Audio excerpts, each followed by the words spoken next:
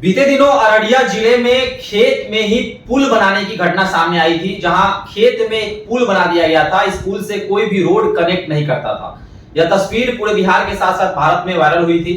अब आपको बता दें कि खेत में ही अस्पताल बना दिया गया और यह अस्पताल जो है वह 15 साल से जस का तस पड़ा हुआ है। न इसमें किसी भी मरीज की इलाज हो पाई है। साथ ही साथ जब मीडिया में यह तस्वीर वायरल हुई, जब यह खबर छपी, तब जाकर शासन प्रशासन की नींद खुली है। अब आपको बता दें कि मुजफ्फरपुर जिले के जो डीएम है वह इस चीज को संज्ञान में लिए हैं। साथ ही साथ अब इस पर तमाम तरह की बातें चल रही हैं, तमाम तरह की कार्रवाई चल रही है और प्रशासन की अब नींद खुली है। देखिए, इस विषय पर बात करने के लिए मेरे साथ अखिल भारतीय अपराध विरोधी मोर्चा के राष्ट्रीय अध्यक्ष धर्मेंद्र सिंह राठौर जी हैं। धर्मेंद्र जी, मुजफ्फरपुर के पाकुड़ प्रखंड में एक अस्पताल है। 15 साल से अस्पताल भूत बंगला बना हुआ है, जो कहें तो नशेड़ियों का अड्डा बन चुका है। तमाम तरह की सुख सुविधा मौजूद थी इस अस्पताल में, लेकिन प्रशासन को पता तक नहीं था कि मुजफ्फरपुर के पाकुड़ प्रखंड में एक अस्पताल भी है। क्या कुछ कहेंगे कि बड़ी रकम की उगाही हुई है अस्पताल को बनाकर? बिहार एक ऐसा राज्य बन गया है कि अपने आप में एक से एक अनोखा रिकॉर्ड बन रहा है। जैसे आपने बताया कि पूर्व में बिहार में ही खेतों में पुल बना दिया गया, जिस पुल से किसी भी सड़क का कोई लिंक नहीं था, जिसका कोई उपयोग नहीं, वहां भी करोड़ों रुपया की लूट की गई।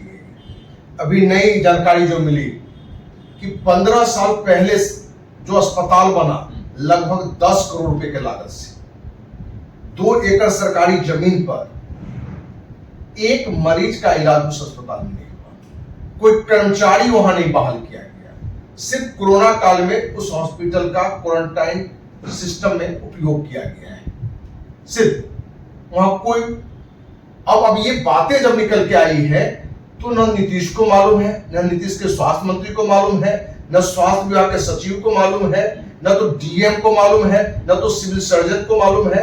तो जिस राज्य में ऐसा सुशासन हो और ऐसा सुशासन बाबू हो कि अस्पताल 10 करोड़ से बना हो, 15 साल पहले बना हो, मतलब कि नीतीश के काल में यह अस्पताल बना। ऐसा नहीं कि आप ये आरोप लगा दे कि लालू राज में बना था, ये नीतीश के राज में बना और नीतीश कुमार के राज में उस अस्पताल का उपयोग नहीं किया गया।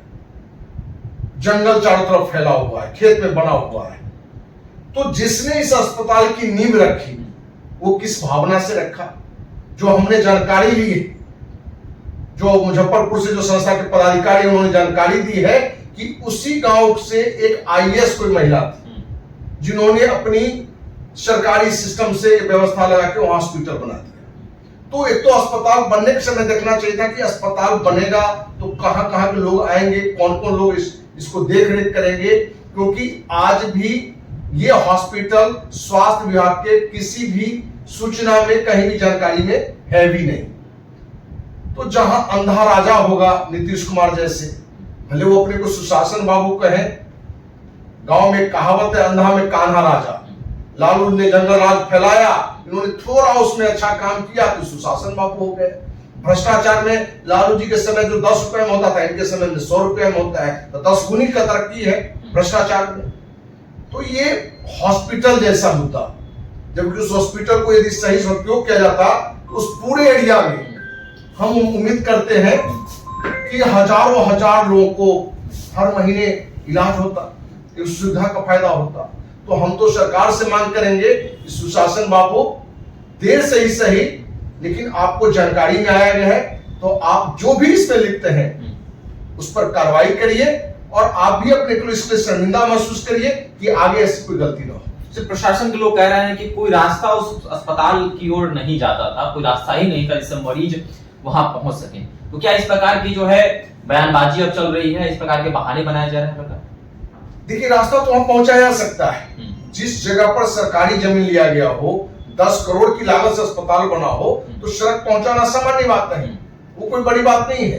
क्योंकि सरकार चाहे तो हजारों महल को तोड़ के भी सड़क बना देता है, जिसका उदाहरण अभी अयोध्या है, जितनी सजा भाजपा को वहां मिला भी। तो ये तो आसान बात थी, लेकिन आपका कार्य करने की भूख क्या है, आपकी नजरिया कितना पॉजिटिव है, और मुजफ्फरपुर प्रशासन और मुजफ्फरपुर सिविल सर्जन कितना एक्टिव था, ये भी देखने की बात है। एक उस समय के कौन जिलाधिकारी थे, कौन सिविल सर्जन थे, किस नजरिए से, किस सोच से देख रहे थे। तो हमें लगता है कि इसमें ऊपर से लेकर नीचे तक सभी लोग दोषी हैं। एक और चीज है देखने वाली है कि प्रशासन के पास, मुजफ्फरपुर प्रशासन के पास जो है इसकी सूची भी नहीं है, मतलब कहाँ कहाँ क्या अस्पताल है, क्या कॉलेजेस हैं, क्या विद्यालय हैं। तो क्या प्रशासन के संज्ञान में ये चीज था और प्रशासन जो है अब बहाना बना रहा है इस चीज को लेकर? देखिए, प्रशासन के संज्ञान में होगा और आज बहाना बन रहा है, तो उस और बड़ी कार्रवाई होनी चाहिए। जहां आज बिहार में 100,000 के दवा के अभाव में लोग मर रहे हैं, वहां 10 करोड़ का हॉस्पिटल बन गया हो, सरकारी जमीन पर बन गया हो और सरकार के प्रशासनिक अधिकारी के लिस्ट में नहीं है।